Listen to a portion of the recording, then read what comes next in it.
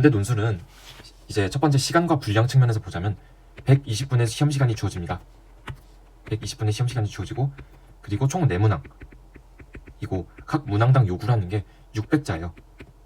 물론 2-2번 같은 경우는 이제 원고지 형태로 답안지가 주어지지 않고 그냥 빈 백지 형태로 주어지거든요. 왜냐하면 수학 문제를 풀어야 되기 때문에. 이제 그런데 그럼에도 불구하고 수학 문제를 풀고 그 다음에 마지막 문제 요구인 인문사회 해석을 하면 기본적으로 600자 이상은 채워야지 이제 합격을 위한 충분한 논의, 이 분량이 담겼다라고 볼 수 있거든요. 그래서 각 문항당 600자를 요구한다고 보시면 됩니다. 그러면 600자 곱하기 4니까 총 2400자를 요구하는 것이죠. 120분 안에 2400자라는 분량을 써야 되는 약간 타임어택이 있는 시험이라고 볼 수 있습니다.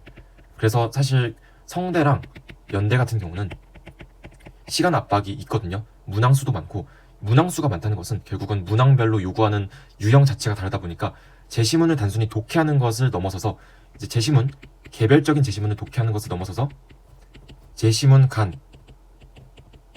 연결고리도 한번 생각을 해줘야 되거든요.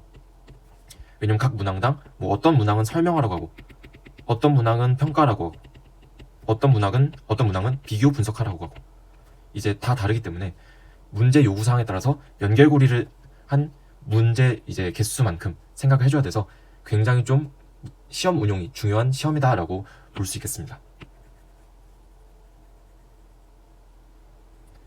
그래서 이제 문제 유형에 대해서 말씀을 드리자면 크게 1번과 2번으로 나뉜데요. 이제 소문항으로 쪼개져서 1-1, 1-2, 2번도 2-1, 2-2로 되어 있는데요. 1번은 사실 나눌 필요가 없어요. 나눌 필요가 없고 1-1과 1-2는 이제 유형이 3가지 중에서 하나로 나오거든요. 설명하라, 평가하라, 비교 분석하라. 2-1번은 도표를 분석하고 설명 또는 평가를 하라 로 나오고, 2-2번 같은 경우는 이제 수리 문항을 풀이를 해야 되고요. 그리고 그 계산 결과를 바탕으로 특정, 관점 또는 제3자, 그러니까 이제 수험생 본인이 될 확률이 크죠. 수험생 본인의 관점에서 설명 또는 평가, 그리고 이제 함의를 도출하시오. 이게 기본적인 요구사항이라고 보시면 될 것 같습니다. 이렇게 그래서 문제 유형을 개략적으로 알 수 있는데, 사실 여기까지는 그냥 인터넷만 뒤져봐도 나오는 거거든요. 근데 제가 이제 작년부터 연대 인문논술을 좀 파고, 그리고 올해 뭐 검토 활동도 하면서 좀 깨달은 부분이 있는데, 이 부분을 좀 더 살을 붙여서 얘기를 하자면, 연대는 크게 한 3가지 정도의 사고를 원한다고 볼 수 있을 것 같아요. 이건 제가 만들어낸 말인데, 첫 번째는 인과적 사고예요. 두 번째는 케바케 논리, 케이스 바이 케이스라는 거죠. 세 번째는 현실과 이상의 괴리입니다. 이 3가지 사고를 좀 원한다고 저는 생각을 했어요. 왜냐하면 이제 이건 다 제가 만들어낸 말들이고, 이거는 이제 문학 공부를 할 때 한 번쯤 들어보셨을 것 같은데, 인과적 사고부터 말씀드리자면 이제 연대는 크게 설명, 평가, 비교 분석, 그리고 이제 도표 같은 경우는 분석하는데 좀 경험치가 쌓여야 되니까 도표 분석, 이렇게 4가지 유형으로 분류를 할 수 있다고 하면, 첫 번째로 말씀드릴 유형은 설명학인데요. 설명하시오, 아니면 뭐 분석하시오, 뭐 해설하시오, 아니면 뭐 해석하시오, 다 같은 발문이라고 보시면 되겠습니다. 설명하기의 특징, 그러니까 연대에서 출제하는 설명하기는 크게 보면 2가지로 나눌 수 있는데요. 그러니까 이 2가지의 구분이 무조건 딱 떨어지는 건 아니지만 제시문의 성격에 따라서 좀 구분이 되긴 합니다. 첫 번째는 개념을 적용해서 대상 지시문에 나온 상황을 해설하는 경우가 있어요. 이때 앞에는 기준 제시문이죠. 이 기준 제시문과 대상 제시문이라는 말이 지금 모르실 수도 있는데, 예를 들자면 발문에 가를 바탕으로 나를 설명하시오 라는 발문이 있다고 하면 뭐 관점에서도 되고요. 가의 관점에서 나를 설명하시오도 마찬가지인데, 를 바탕으로 의 관점에서 앞에 있는 이 가가 바로 기준이 되는 거거든요. 틀이 되는 거예요. 그러니까 가의 시각에서 나를 바라보는 거잖아요. 그러니까 이 나는 대상이 되는 거죠. 그래서 다시 돌아오면 첫 번째, 기준지시문에 어떤 개념이 나와 있을 거예요. 특히 기준지시문이 어떤 설명문, 약간 수능에서 마주치는 비문학 글과 같이, 예를 들어서 뭐 26학년도 제시문 가에서는 순자의 성정여위라는 개념을 제시했고요. 나 제시문에서는 권력거리라는 개념을 제시했어요. 이 성정여위 각각이 하나의 개념이고 권력거리라는 개념이 있는데, 이런 개념, 성정여위라는 네 가지의 개념, 그리고 권력거리라는 이 개념을 대상지시문에 어떤 상황이 나올 거예요. 뭐 보통은 어떤 사례가 나올 가능성이 좀 있고요.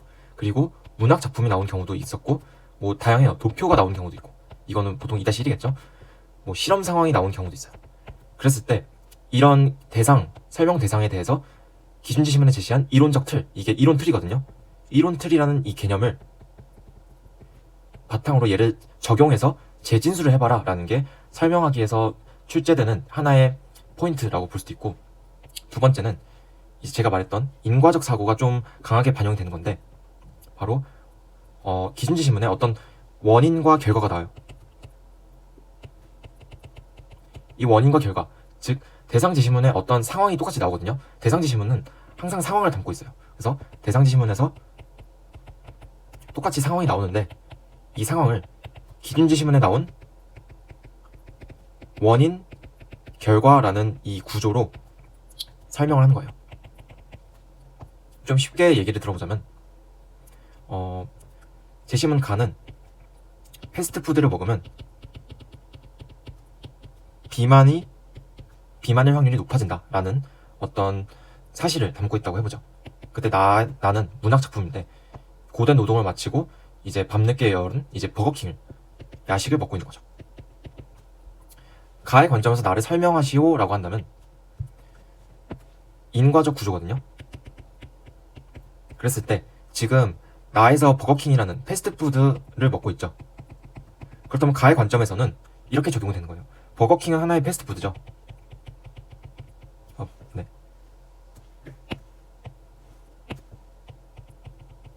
그래서 나에서 지금 어떤 문학작품이라고 해보면 어떤 인물이 버거킹이라는 패스트푸드를 야식으로 먹고 있다.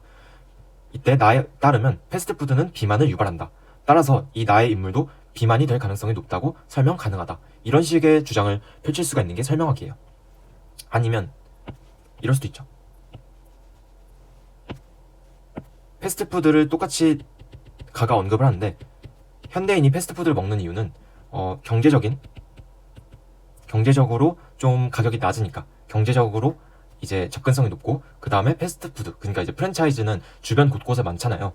그러니까 공간적인 접근성이 높아서이다 라고 한다면, 나의 관점에서 역시 버거킹은 패스트푸드에 속하죠. 그래서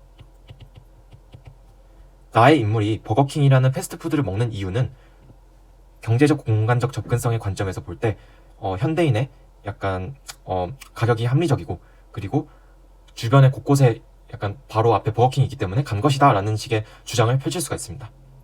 네, 그래서 또 다른 예시는 이런 게 있을 수 있습니다. 지금 들어드린 예시는 2번 인과적 구조에 좀 더 해당이 되는 거고, 예를 들어서 제시문 가가 이제 25학년도 기출을 좀 빌려온 건데, 도덕적인 행동은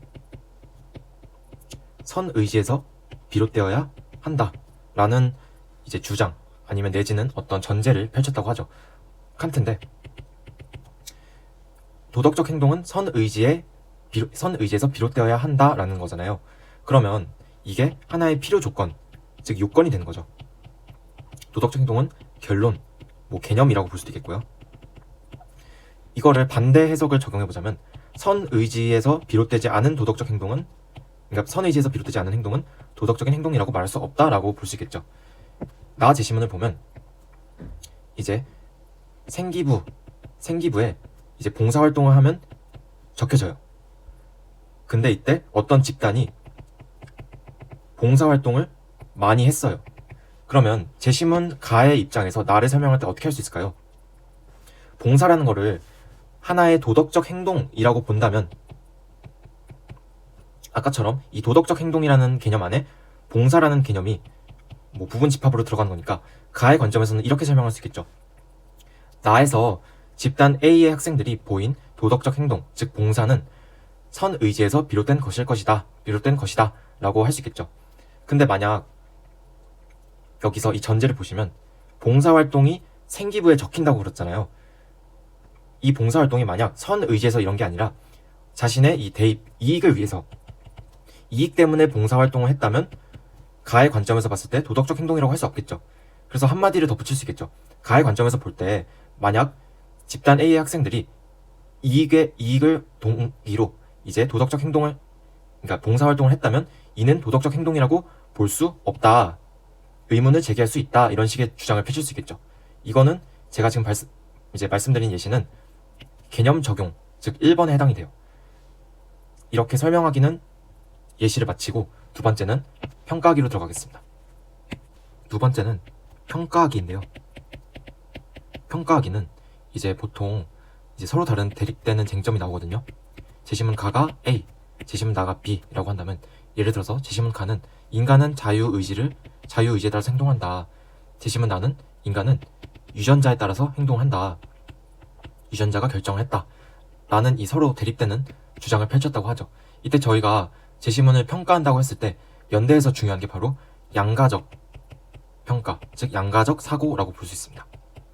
이 케바케 논리가 바로 양가적 평가 사고를 얘기하는 건데요.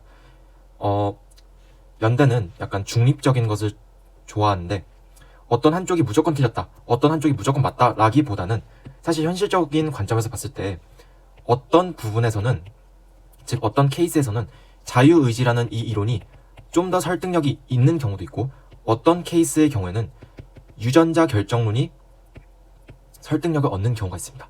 즉 어느 한쪽을 완전히 부정하거나 어느 한쪽을 옹호하는 게 아니라 이런 케이스에서는 A 개념이 설득력이 있고 이런 케이스에서는 B 개념이 설득력이 있다라고 저희가 평가를 내리는 게 바로 양가적인 평가, 양가적인 사고, 즉 케바케 논리라고 쉽게 제가 명명을 한 건데요.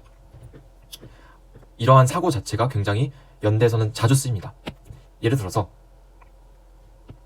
26학년도에서 제가 현장에서 했던 사고인데, 재심은 이제 지문 A를 보면 인간은 이기적이기 때문에 이기적인 본성을 지녀가지고 처벌과 공포, 강제력으로 다스려야 된다라는 지문 A의 내용이 있었습니다.